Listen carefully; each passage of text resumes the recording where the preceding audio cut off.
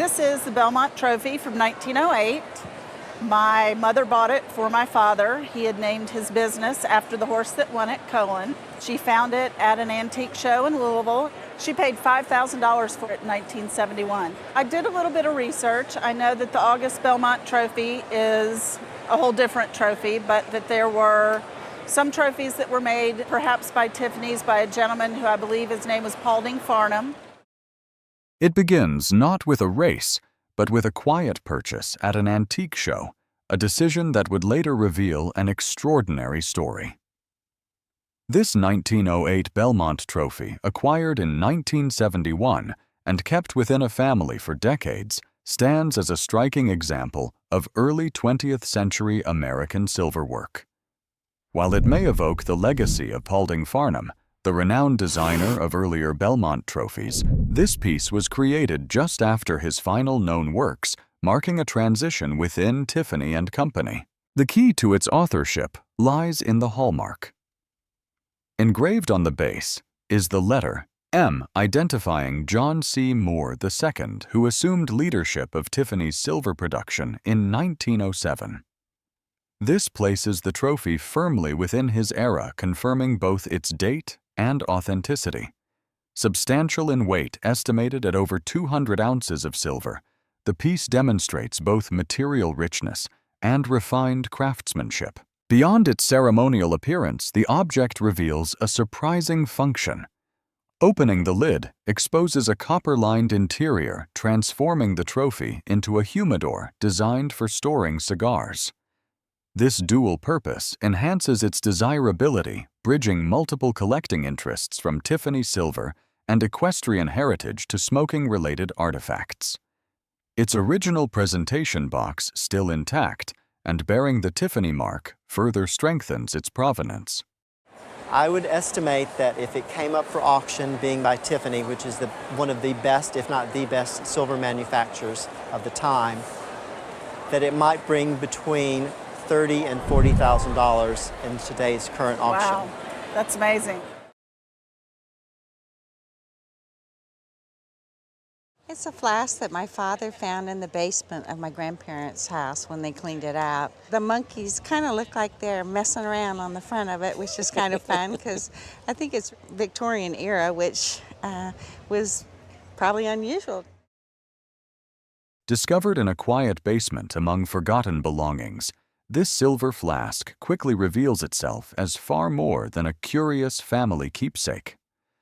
Marked by Tiffany & Company, it opens a window into late 19th century design, where craftsmanship met playful imagination. Produced in 1881, under the direction of Edward C. Moore, the flask reflects a period when Tiffany embraced global influences, particularly following the Centennial Exposition. The introduction of Japanese aesthetics into Western decorative arts inspired what became known as the Japanesque style, clearly visible here in the lively depiction of monkeys. Such whimsical imagery is unusual for the Victorian era, making the piece especially distinctive. Crafted in sterling silver, the flask is notably large, with a capacity of 5.5 gills, approximately 650 milliliters. Its surface combines technical precision with artistic expression, balancing functionality with narrative decoration. On the reverse, an engraved inscription links the object to the Country Club, one of the oldest country clubs in the United States. The dedication, dated 1884, connects it to Thomas Thorne, a clay pigeon shooting champion, and to Pierre Lorillard Jr., a prominent sponsor from a well-known tobacco family. This inscription situates the flask within the social world of elite sporting culture in America at the time. I'm going to tell you between $4,000 and $6,000. Okay. The inscription would add probably another $1,000, and so you'd be at the $5,000 to $7,000 range. But given the rarity of the monkeys, the scene, it certainly could do a lot more. So it's a wonderful piece, and I'm glad you brought it in. I'm glad I brought it in too. Got it from my uncle's aunt. She lived in Chicago That's Okay. about all I know about it. Well, you know a little more. You know who made it. Yeah, it's on the bottom. Yes, and what does it say? Tiffany and Company. At first, it was easy to dismiss the piece as overly decorative, almost excessive in its design. But a closer look reveals a far more compelling story of innovation and prestige. Marked by Tiffany and Company, this silver object stands as a remarkable example of late 19th century American artistry. The hallmark, including the letter T, places its production between 1891 and 1902 under the direction of Charles Louis Tiffany. Additional markings indicate both the pattern and order numbers, confirming it as a carefully documented creation. Its surface is richly adorned with vibrant enamel work and set with American turquoise and other native stones, creating a bold and colorful composition that pushes beyond conventional silver design. A defining feature is the exhibition mark, a globe with a superimposed T, linking the piece directly to the World's Columbian Exposition. This international fair was a milestone in showcasing American craftsmanship, and Tiffany's works presented there were among the most ambitious of the era. The connection to Chicago, particularly the Midway Plaisance area, further supports its association with this event. While its elaborate style may initially seem overwhelming, the technical execution and artistic intent are undeniable. The integration of enamel, gemstones, and sterling silver transforms it into a highly distinctive object within decorative arts of the period. An auction value on this piece in today's market, which is a little conservative, I would say $50,000 to $100,000. Oh, my. You're kidding. No, do you still think it's ugly? Yes. Excuse me. How much? $50,000 to $100,000. Okay.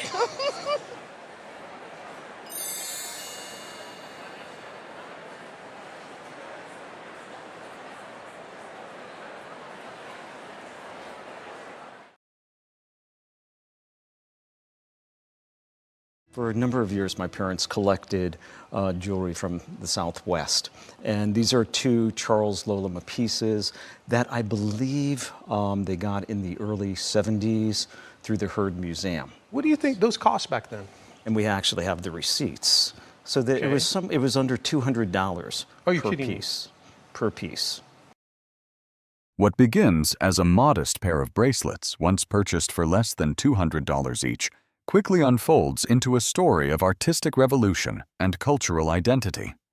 These pieces are the work of Charles Loloma, a pioneering Hopi artist from Third Mesa in Arizona, widely regarded as a transformative figure in Native American jewelry. Loloma, active throughout the mid to late 20th century, redefined traditional forms by introducing modernist design principles.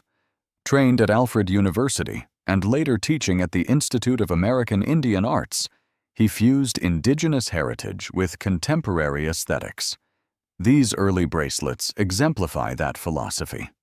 Rather than relying on elaborate inlays seen in his later works, they emphasize simplicity, texture, and form. Created using tufa, casting a technique involving soft volcanic stone molds, the surfaces carry a raw, organic quality. One bracelet features a minimal band focused on texture, while the other evokes an abstract landscape with flowing natural lines.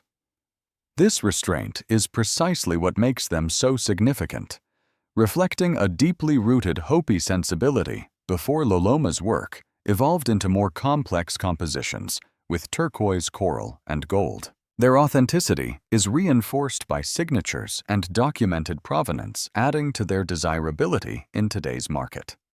I would venture to say that in today's market, this bracelet alone, probably in the retail marketplace, about $25,000. Whoa. This bracelet, Wow. maybe a little more. Like, why? Because people like turquoise. A really great example of his restraint and creativity, $28,000. Wow. So, Yeah. So my parents did very well when they purchased these back in the 70s. I mean, they're beautiful pieces.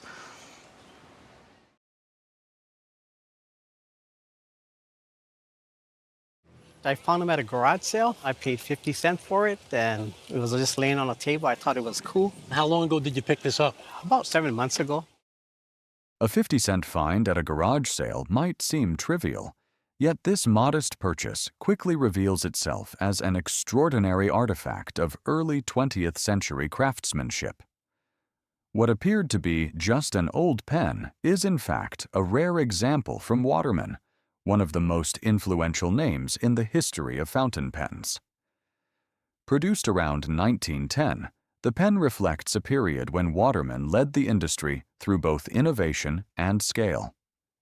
The imprint, number 420, is particularly significant.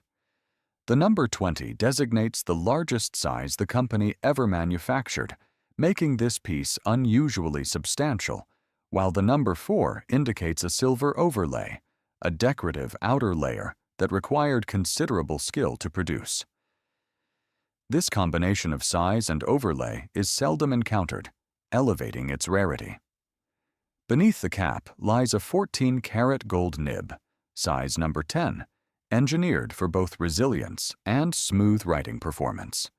The pen operates with an eyedropper filling system, a hallmark of early fountain pen technology, where ink is manually introduced into the barrel.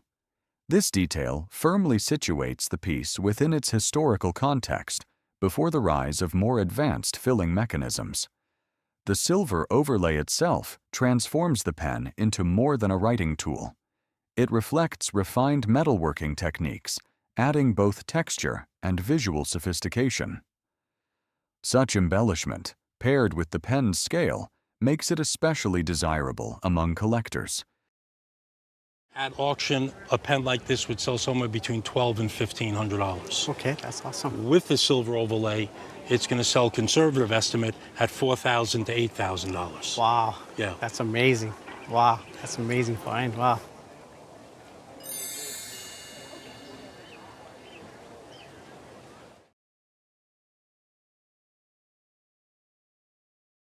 I brought a platter of some kind. It was in my grandpa's house for as long as I can remember, and we don't know really that much about it. When I first saw this, you brought it to the table and you peeled back the packaging, and my heart kind of skipped a beat just a little bit, because I knew instantly what it was and where it was from, and it's just such a beautiful example. Grandeur does not always announce itself loudly. Sometimes it lies quietly.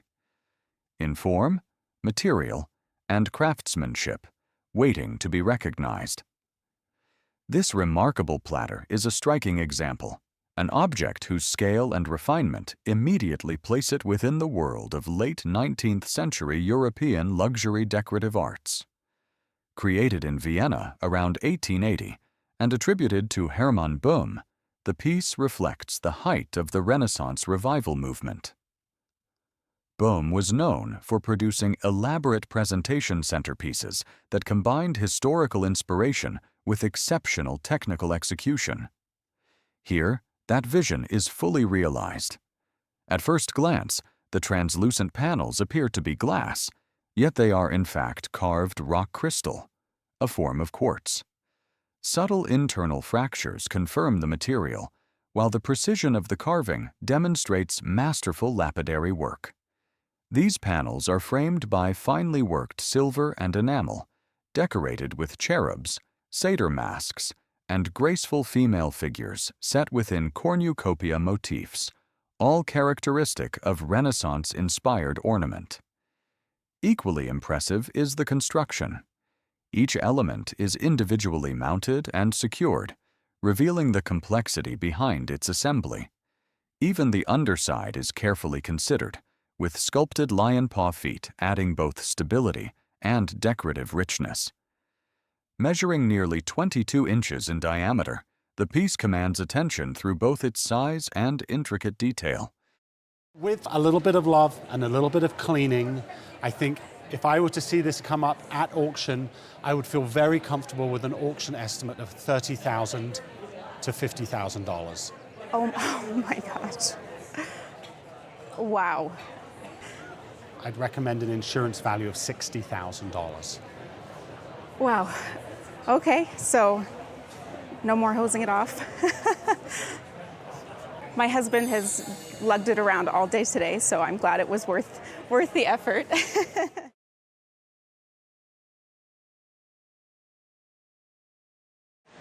I brought my great-grandfather's trophy that he got for the Belmont Stakes.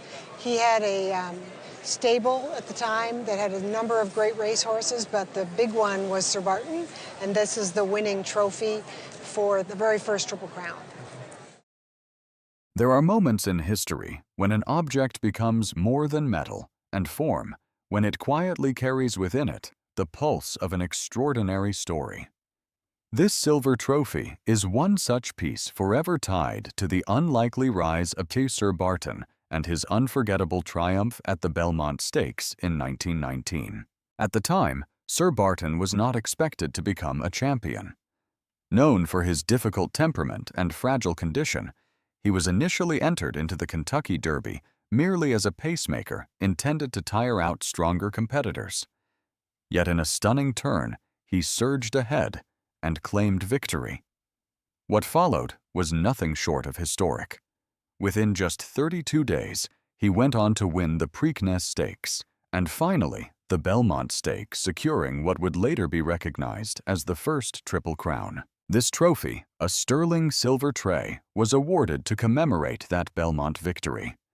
Its surface, finely engraved with the owner's name, reflects the tradition of honoring sporting excellence through masterful silverwork.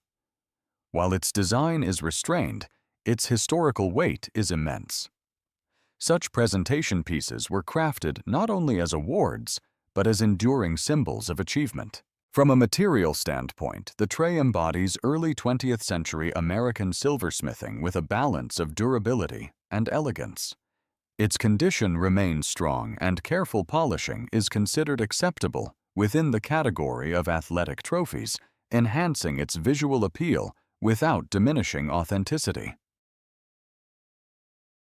We would place an auction estimate on the tray at $15,000 to $25,000. Wow. Wow.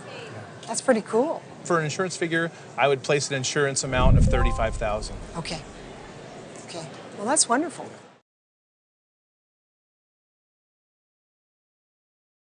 So it's a kiddush cup that's been used for wine in Jewish ceremonies. It's been handed down in my family as far back as I know as my grandfather, who was born in 1877. At first glance, it appears to be a simple cup, modest in form and quiet in presence. Yet beneath its worn surface lies a story that stretches across centuries, carrying traces of faith survival and memory. This vessel, used as a kiddush cup in Jewish ceremonial life, dates back to 1654, placing it firmly in the 17th century. Crafted in silver gilt in the renowned metalworking center of Augsburg, it bears the distinctive pine cone mark associated with the region. Augsburg in Bavaria was one of Europe's great centers for fine silver production. At that time, Jewish communities were often excluded from guilds and relied on Christian silversmiths to create ceremonial objects. Despite its plain exterior, the underside reveals a heraldic crest and inscription suggesting that it may not have originally been made for Jewish use. Over time, however, the cup was adopted into Jewish ritual life, used in ceremonies such as Shabbat and Rosh Hashanah. Its size and form meet traditional requirements, holding enough wine for ritual blessing. What elevates this object beyond craftsmanship is its journey. Carried through historical upheavals, including the era of the Holocaust, it survives as a powerful witness to both history and heritage, preserved and used across generations. I would say an auction estimate would be between $2,500 and $3,500. Okay. Jewish items that are sort of in continuous Jewish use from this time period, even Yes. the 18th century, are Right. very rare. Today I brought a cream pot forged by Paul Revere in a diary belonging to Thaddeus Harris and his portrait. So it's interesting that there's a contemporary journal, and he was the son of the person who actually, of the man who owned this cream Yes, pitcher. William Harris. Amid the urgency of a family fleeing advancing troops, a single silver cream pot was gathered with documents and treasured belongings, unknowingly preserving a fragment of history. Crafted by Paul Revere in colonial Boston, this piece is closely linked to the events surrounding the battles of Lexington and Concord, when families sought safety as conflict began. The cream pot belonged to the Harris family and is supported by remarkable archival material, including a contemporary diary and portrait connected to Thaddeus Harris, whose writings recount the family's escape from Charlestown as British forces approached.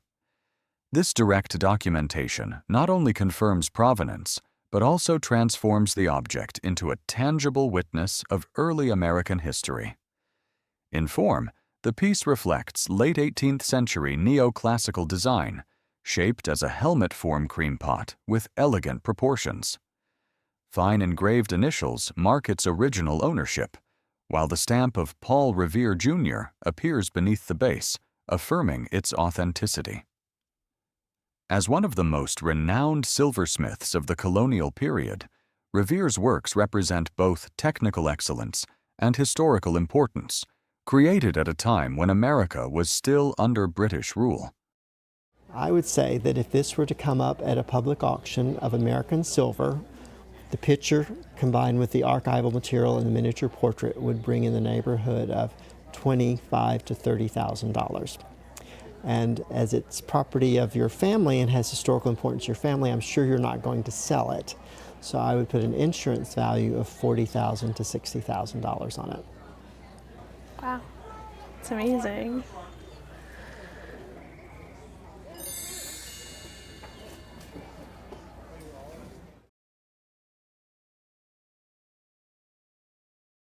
My great-grandfather worked for Standard Oil of New Jersey and was sent to Europe in some sort of official capacity, and they lived in London.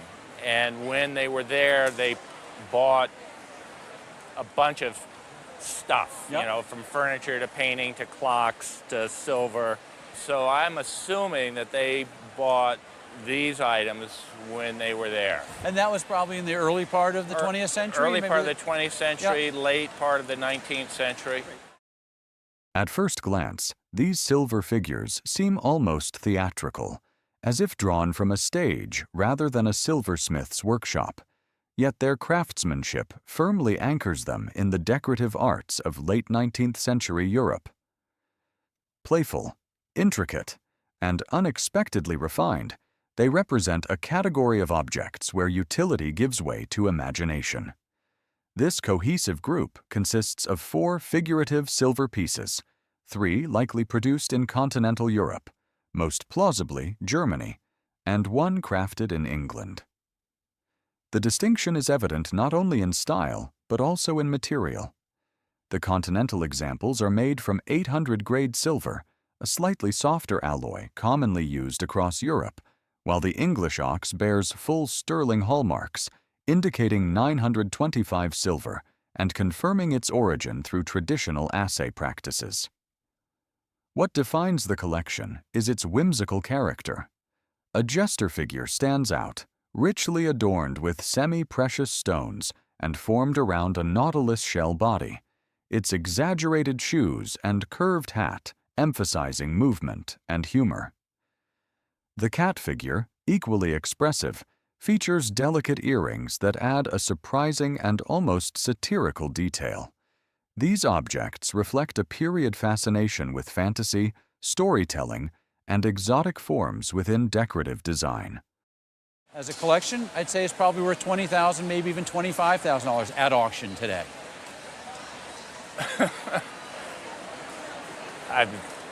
You know, what do you say? That makes you speechless.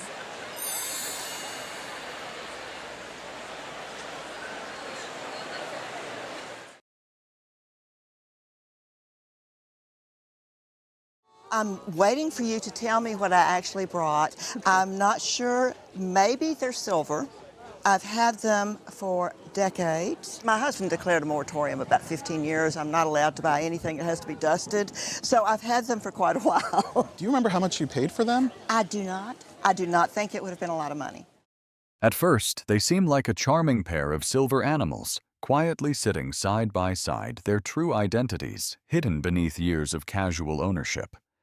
But as the story unfolds, one reveals itself as a remarkable work of craftsmanship, while the other falls short of that distinction. These figures are attributed to Julius Rappaport, a skilled silversmith who operated in St. Petersburg and later became one of the notable workmasters for House of Fabergé in the 1880s.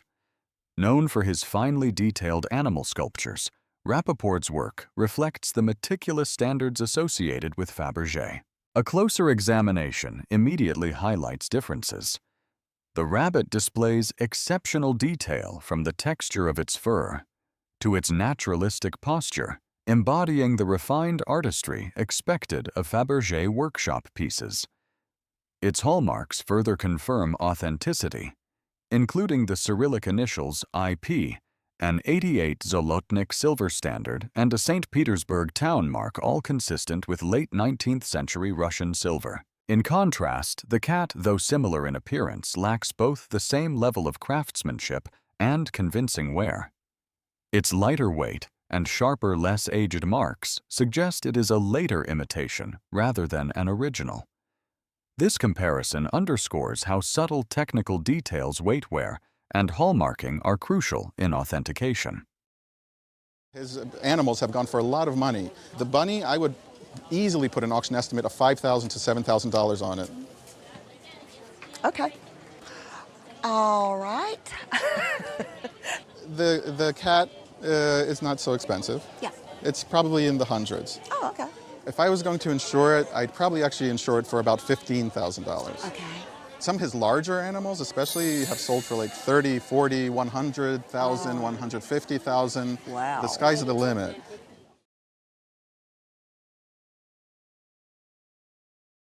Well, my father went to Edinburgh, Scotland in 1933 after graduating college, and he purchased this from an antique dealer there. Is he Scottish? Yes. Okay, so he went to university in Edinburgh, presumably? He went to Harvard. A single purchase in Edinburgh in 1933 quietly preserved a remarkable piece of Scottish heritage, one that today unfolds as a complete ceremonial dress set of exceptional quality. Acquired by a young graduate during his time abroad, the collection reveals far more than decorative appeal. It captures the craftsmanship and identity of 19th century Highland culture. The set includes all essential elements of traditional attire. The sporran, lined with ermine and adorned with polished cabochon stones, immediately draws attention as a symbol of status. Accompanying it is the scian dubh, the small dagger worn discreetly in the sock, and a larger dress dagger with a finely carved bogwood handle.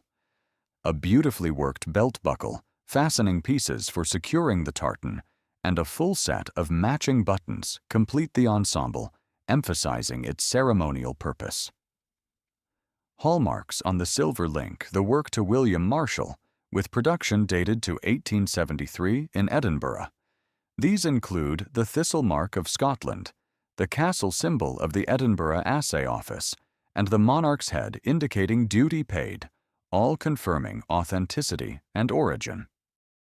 Do you know how much your father paid for it? Absolutely no idea. Okay.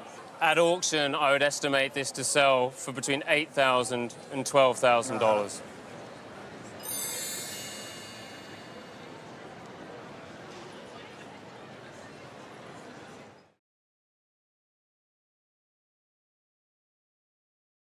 I know it's silver.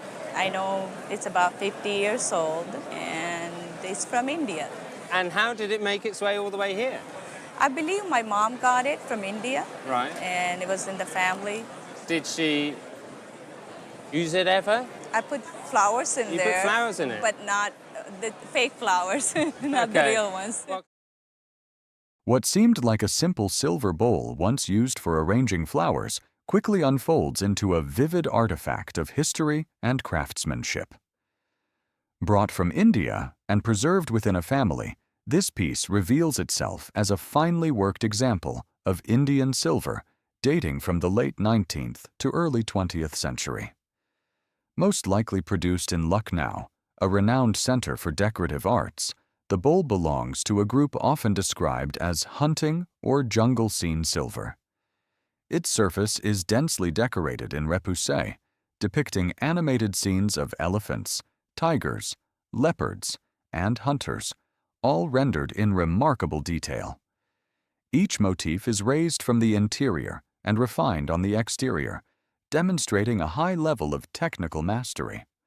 Formed from a single sheet of silver, the vessel was hammered into shape and intricately worked by hand.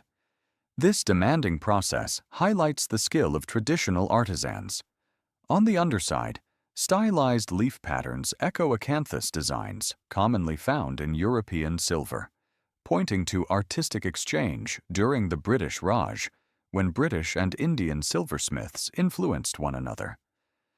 Although unmarked, this is not unusual for Indian silver of the period, where hallmarking was not strictly standardized. Identification instead relies on stylistic traits, which strongly support its origin. Originally, such bowls could serve ceremonial purposes, such as holding water with floating roses, but they also functioned as decorative or utilitarian objects. I think in that case, for insurance, have to put a figure of around $10,000 on it. $10,000? Yes.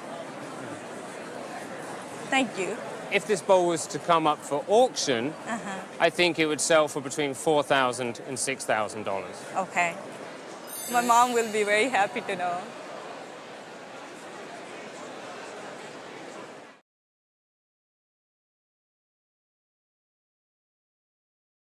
In 2001, my mom died, and I found this box in her safety deposit box. She was very frugal. She grew up poor, and then even though she wasn't so poor, she would go shopping in the Bronx, and my father would shop at Fifth Avenue. They traveled a lot through Europe, a lot to England. I would think he probably bought that box. I can't imagine her buying a box like that. Some heirlooms do not reveal their true worth until time gently uncovers their story. Discovered in a safety deposit box after a mother's passing, this silver box carries both emotional weight and remarkable artistic value. It was crafted in England by Gerald Benny, a leading figure in 20th century British silver design, known for redefining traditional craftsmanship through modern expression. Created in 1972, as confirmed by its hallmark, the box is made of sterling silver and adorned with 18-karat gold knobs. Its most striking feature is the signature bark finish, a textured surface resembling tree bark. This distinctive effect was discovered accidentally when Benny used a damaged hammer, producing irregular marks that he later developed into a defining aesthetic of his work. The piece also bears full English hallmarks, including the date letter R, along with the maker's name, ensuring its authenticity. Even the underside is finely finished with a radial pattern reflecting meticulous attention to detail. Benny's importance is further underscored by his multiple royal warrants, confirming his role as a supplier to the British royal household. This box exemplifies his effort to move beyond historical imitation, instead creating designs that reflect the spirit of his era. I would estimate it at auction for anywhere between $5,000 to $7,000 to reflect that result. My mother would be turning in her grave with this.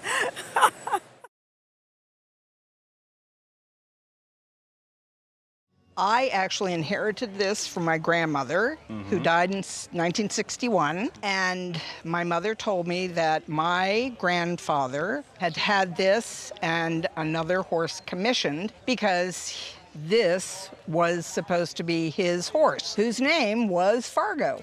When I received this, I carved the name into this block. It begins with a story rooted in inheritance and memory.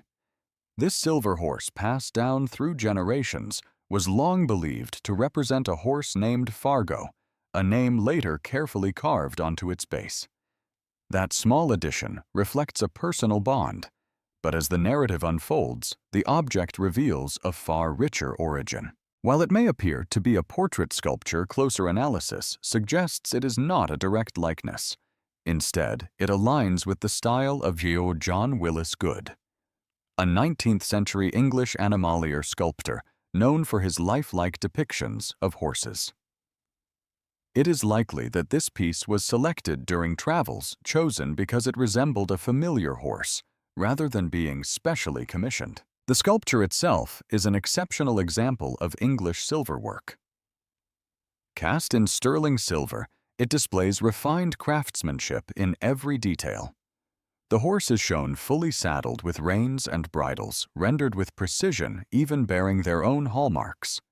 The texture of the coat, the definition of the muscles, and the careful stance all contribute to its naturalistic quality. Hallmarks located inside the rear leg indicate London origin, with the date letter N confirming production in 1928, along with a maker's mark JH. What first seemed like a sentimental keepsake ultimately stands as both a decorative artwork and a testament to early 20th century craftsmanship, where personal meaning and artistic tradition intersect. At auction, I would estimate this probably to sell for around $6,000 to $8,000. Wow, that's surprising.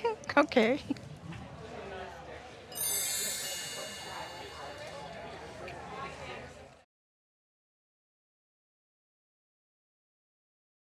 I've had it for 30 years. I stopped into an antique dealer that just sold furniture and books, and one day he said, I've got something really special. How would you like to have it? And I said, well, you don't give away things. How much was it? And he said, $160. And I said, well, I've got a Civil War newspaper out in the car, and I knew he liked that kind of stuff. Would you trade? And so he traded me for this. Some objects reveal their true significance only after time has quietly passed, transforming a simple acquisition into a remarkable testament to craftsmanship. This refined inkwell by Tiffany & Company stands as a compelling example of late 19th century American silver design. Executed in sterling silver with intricate mixed metal applications, the piece is distinguished by its richly detailed, naturalistic motifs. Small sculpted insects animate the surface. Most notably, the copper figure perched on the lid, contrasted by brass accents and subtle blends of copper and silver across the leaves. This sophisticated use of multiple metals creates depth tonal variation and a lifelike dynamism that elevates the object beyond its utilitarian purpose. The design is associated with Edward C. Moore, who led Tiffany's silver department from 1873 to 1891. Introduced around 1875 to 1876.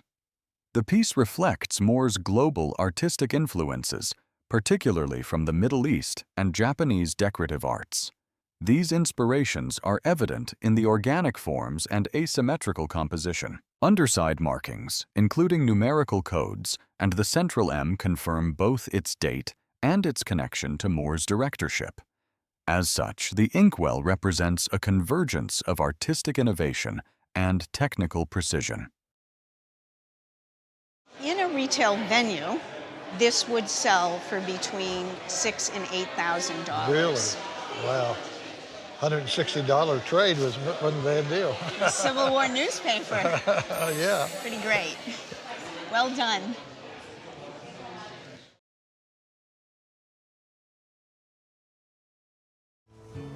I brought an ice pick that my in-laws gave me. They found it at an estate sale, and that it's from the late 1800s. I've seen the matching punch bowl online from an auction house, but other than that, I don't really know much. How much did they pay for it at the estate sale? $45. Sometimes the smallest objects carry the most unexpected stories, quietly preserving a moment in history through design and symbolism.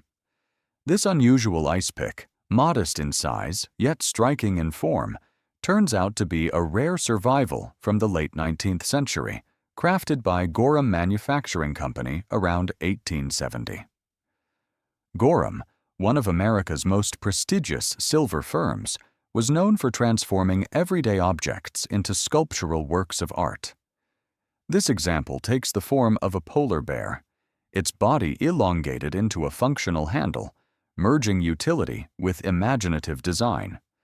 The detailing captures the animal's posture and strength, reflecting both technical skill and artistic flair.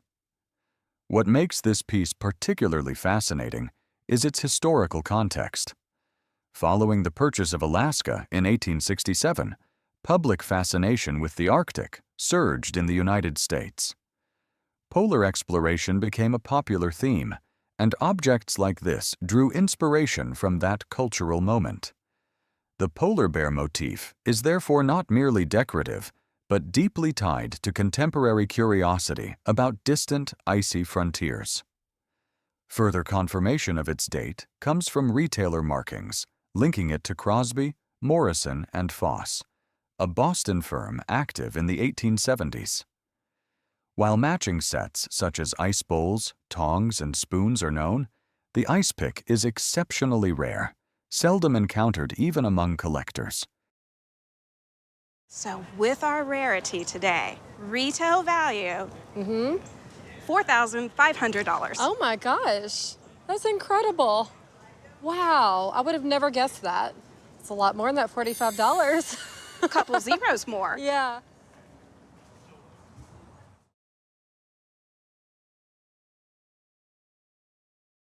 They belong to my husband, and his father was a jeweler. Okay. And he did a lot of work in New York. That's where we think he acquired them. And do you use them for any specific purpose? They just sit on my dining room table for pretty. Well, that's, I think, exactly what they're for. They're a real statement piece, aren't they? They're absolutely gorgeous looking. Created in London around 1912 to 1913, during the early reign of George V, the pair bears full English hallmarks that clearly establish their origin and quality. They are attributed to the Pearpoint brothers, a respected maker known for producing elaborate revival-style works that drew heavily on earlier artistic traditions. The design itself is rooted in the Renaissance Revival aesthetic. At the top, a merman figure blows into a shell, his scaled tail curling behind him as he sits upon scallop forms. Below, 4 dolphins rise as supports, lifting the composition above stylized waves. These marine creatures were common motifs in 16th century art, often symbolizing the mystery and power of the sea, frequently appearing in maps and decorative objects of the period. Crafted in sterling silver, the pieces are not only visually impressive, but also intentionally declarative. Unlike earlier centuries, when hallmarks were discreetly placed, here they are prominently displayed on the front, emphasizing both authenticity and material value. Each piece weighs significantly, yet their artistic and historical appeal far exceeds their intrinsic silver content. But if these were to come up for auction, I would estimate them now at between $4,000 to $7,000. So quite a lot more than I think the sort of $2,000 that we would have imagined if they were melted down.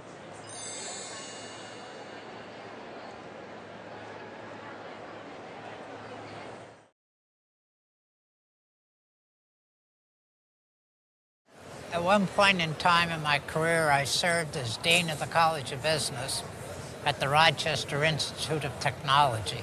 After that, I decided to take a position elsewhere, but they wanted to provide me with a gift in recognition of the service. And so they put me in contact with a faculty member, Hans Christensen, who was a faculty member of the American Craftsman School, and he and I sat down together and discussed designing and producing some piece of silver. A formal gift marking the end of an academic chapter turns out to be far more than a gesture of appreciation. Commissioned in 1979, after years of service at the Rochester Institute of Technology, this silver piece emerged from a direct collaboration with silversmith Hans Christensen, where ideas were exchanged and translated into form within moments. Christensen, trained in Denmark and connected to the legacy of Georg Jensen, carried forward a philosophy rooted in craftsmanship and artistic integrity. His career included representing Jensen at the Museum of Modern Art in 1952 before settling permanently in the United States. By the late 20th century, he had become a leading figure in American studio silver. The piece itself reflects the expressive qualities of 1970s design. Its surface is entirely hand-hammered, with subtle textures and an intentionally uneven rim that emphasizes the human touch. The maker's mark, bearing the initials HC alongside a hammer symbol, confirms its authenticity and celebrates manual technique. Rather than striving for perfect symmetry, the work embraces variation and individuality, aligning with the studio craft movement of that era. I would say that if this were to come to the auction today, it would probably bear an estimate of $2,000 to $4,000 and could perhaps exceed that. Yeah, that's great. But I think in the coming years, it's only going to appreciate in value.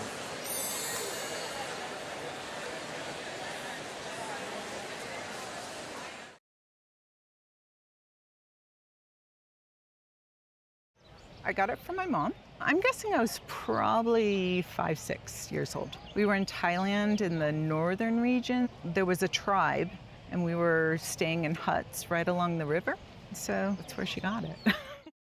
What began as a childhood memory of drinking punch from a beautiful silver bowl slowly reveals itself as a cultural artifact shaped by tradition, craftsmanship, and everyday life in Southeast Asia.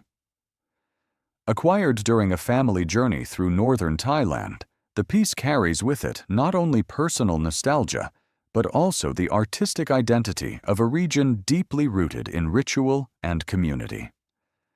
This bowl was most likely crafted in Chiang Mai around the mid-20th century, an area historically known for its skilled silversmiths. Made entirely of silver, it exemplifies the repoussé technique, where intricate designs are hammered from the reverse to create high-relief imagery. The depth and density of this repoussé work closely resemble that found in Burmese silver traditions, reflecting the shared artistic influences across neighboring regions. Encircling the bowl is a vivid narrative of village life: oxen pulling carts, figures carrying goods on shoulder yokes, stilted houses, and scenes of cooking, farming, and daily routines.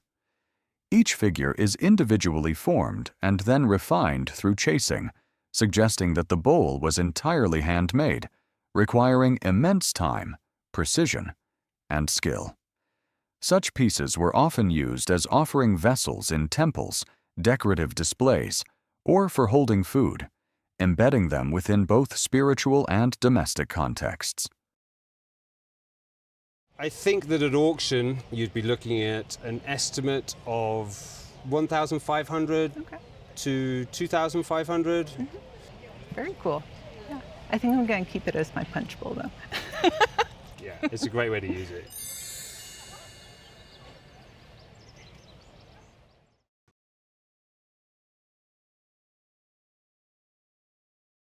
This is my great-great-grandmother's box that was passed down to me. It sat on my mother's dresser for a long time, and I always just admired it. I think it said Germany on the bottom, and there were some other silver marks that I saw, and I couldn't figure out what they might have been.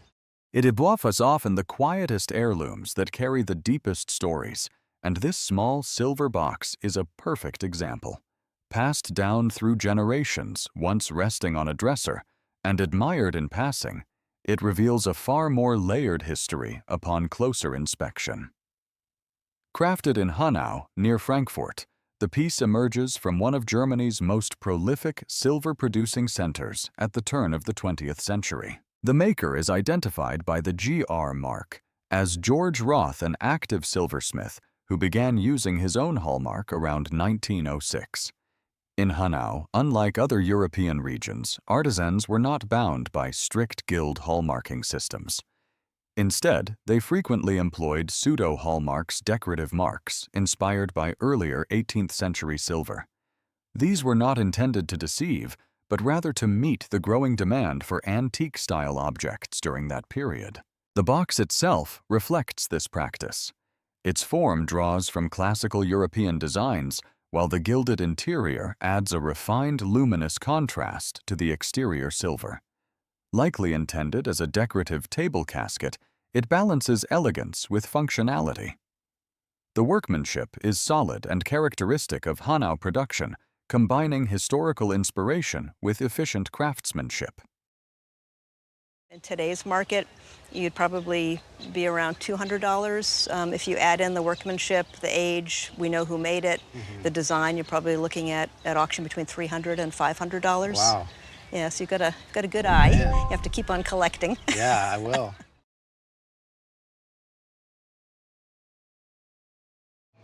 I was on my way to meet a friend to do some shopping. I was running way ahead of schedule, stopped at a yard sale. It really kind of caught my eye, and I asked the lady how much she wanted for it. She said 10. It was really filthy. And I said, would you take 7? And she said, yes. And so that was last August, and it's been sitting on my bureau ever since. Sometimes the most unassuming roadside stop reveals a story far richer than expected, and this silver piece is a perfect example. Purchased for just a few dollars at a yard sale, it initially appeared to be an antique mirror, but closer examination tells a different, more precise narrative. This is a sterling silver mirror frame crafted in London in 1997 by Neil Lasser, a maker known for reviving historical decorative techniques. Though relatively modern, the piece deliberately echoes the elegance of 19th century design. Its surface is adorned using the repoussé technique, a traditional method in which a flat sheet of silver is carefully hammered from behind into a mold to create raised sculptural decoration. Here, the floral motifs emerge in soft, flowing relief, giving the frame a sense of depth and richness that closely imitates antique craftsmanship. The authenticity and origin are confirmed through a full set of English hallmarks. The lion passant indicates sterling silver. The leopard's head signifies London assay, and the date letter corresponds precisely to 1997. These marks, though small, provide a definitive record of manufacture and guarantee the material's quality. If I were to see this come up for auction, I would expect it to bring in the neighborhood of $500 to $700. Wow, that's fantastic. That is fantastic. I am just blown away and extremely surprised. Wow, thank you so much. Well, I want to go shopping with you.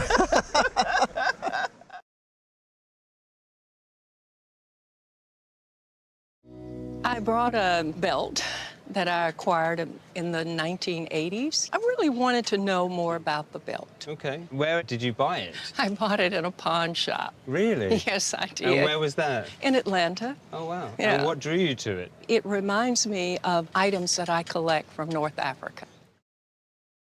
At first glance, it seemed like nothing more than a decorative belt purchased decades ago for less than its intrinsic silver value. Yet as its details come into focus, the piece reveals a far richer identity rooted in the traditions of the Ottoman Empire. Likely originating from the Caucasus region, it reflects a sophisticated metalworking culture known for intricate ornamentation. Crafted in silver and silver gilt, the belt combines multiple techniques. The oval panels are adorned with niello work, where black inlay creates strong visual contrast alongside delicate filigree that enhances texture and depth. Each segment is individually cast and linked with pins forming a flexible structure. Notably, every panel carries slight variations featuring foliate and star-like motifs. A key detail is the presence of the tugra, the imperial emblem of Ottoman sultans based in Istanbul, reinforcing its cultural origin. An Arabic inscription behind the buckle further supports this attribution. Altogether, the belt represents both functional design and symbolic artistry from the 19th century. I think a retail price for this today should comfortably sit within $1,000 to $1,500. Very good, thank you. You're Thank you welcome. very much.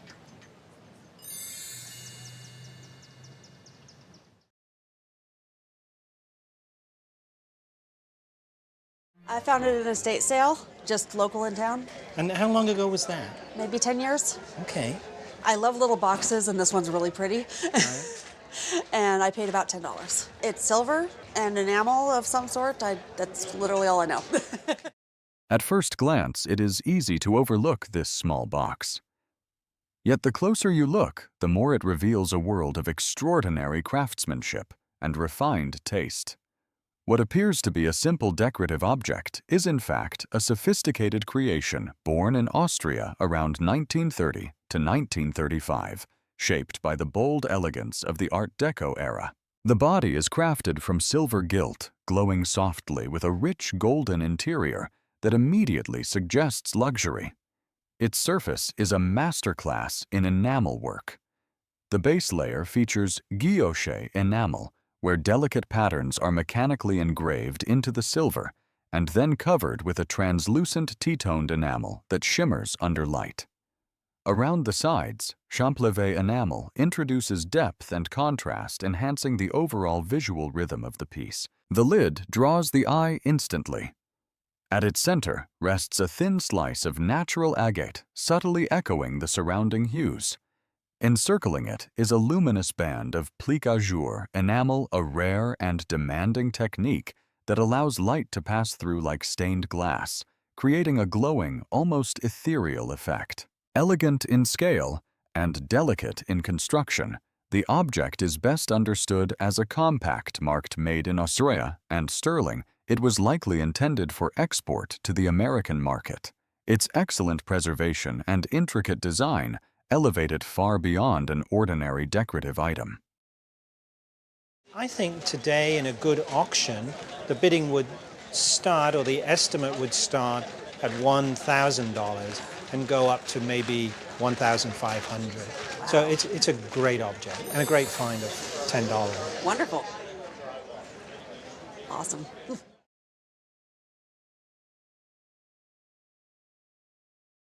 I bought it at a neighborhood yard sale from a lady, and she said it was her mom's and maybe her grandma's. Do you know what it is? Well, we have several bets on this. My girlfriend thinks it's a bouquet holder, and I think it's a shot glass. All right. How much is the bet? A trip. I've got a lot riding on this. A girls' glam camping trip. Well, you owe your friend a trip. It is often the most unassuming finds that carry the greatest surprises, and this small silver object, picked up casually at a yard sale, proves exactly that. What first sparked debate over its purpose soon reveals itself as a refined and culturally telling accessory from the late 19th century. This piece is a Russian silver bouquet holder, often referred to as a nosegay, dating from around 1895 to 1900. Identified by its distinctive hallmarks, it reflects the high standards associated with Russian silverwork of the period, known for both quality and relative rarity. Unlike ordinary decorative items, a nosegay holder served a very practical social function. In an era when urban environments were often filled with unpleasant odors, these small floral holders allowed a lady to keep fragrant blooms close at hand. The design itself is both elegant and innovative. Intended to be held delicately, it elevates the bouquet toward the face rather than displaying it outwardly. What makes this example particularly unusual is its integrated stand, allowing it to rest upright on a table when not in use. This dual functionality enhances both its practicality and its visual appeal.